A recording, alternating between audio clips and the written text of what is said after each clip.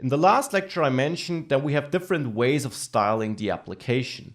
Let's style this button differently. In the app.js file, which is where we have that button, I want to style this button with something which is called inline styles. There's nothing wrong with using CSS files and classes, and this might even be the preferred way. But what you also often see in React apps is that you actually design your styles in JavaScript. How does this work? Let's go into that render function and create a new constant which I'll name style. The name is up to you.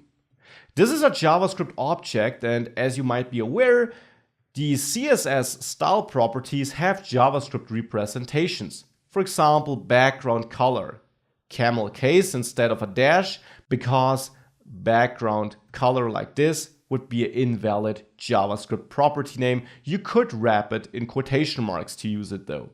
I'll use the camel case representation though. And then I assign a value, which is a string, which can be a color. For example, white. We can also set the font to inherit to use our surrounding font.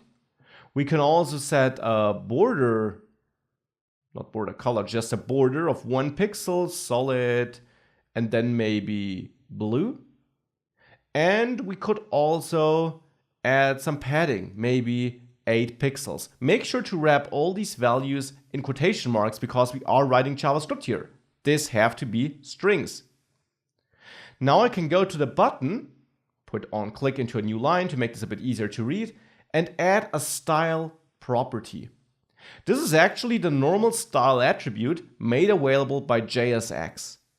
And style, as you can already see, should receive a dynamic value here. I'll simply pass style here, referring to this style constant, which is defined in the render method, of which this return expression here is part. So I can't just use style like this. It's not a class property, it's a normal variable, or actually, since we never change it, constant of this render method. Let's see if this has any effect. If we save this, we indeed see the button looks different now. We can improve this a bit more by first of all fixing this error and have 1 pixel of a border so that this style gets applied to, and setting the cursor to pointer so that we get this pointer cursor when hovering over it. If I now save this, we see that blue border and we see that cursor again.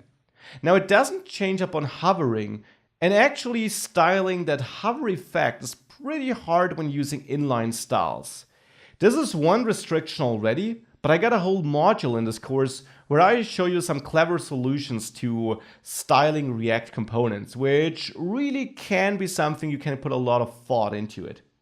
Always be aware, you can use a CSS file though. Then the styles defined here are global. So if we change button here, all the buttons in our whole app will be changed. So this might not be what you want. But on the other hand, you can use the normal CSS syntax. Or you use inline styles as you do here. Then the styling is scoped to the component or to the element you actually added to. But you have some restrictions of not being able to leverage the full power of CSS. As I mentioned, I'll have a full module about this because there is a golden way in the middle where you can scope styles and still use all the CSS features. More about this later. For now, be aware that we got these 2 different ways of styling at the moment. Use inline styles as we do here whenever you want to scope the style and make sure it only applies to this single element and to none other element in your app or even in the same component.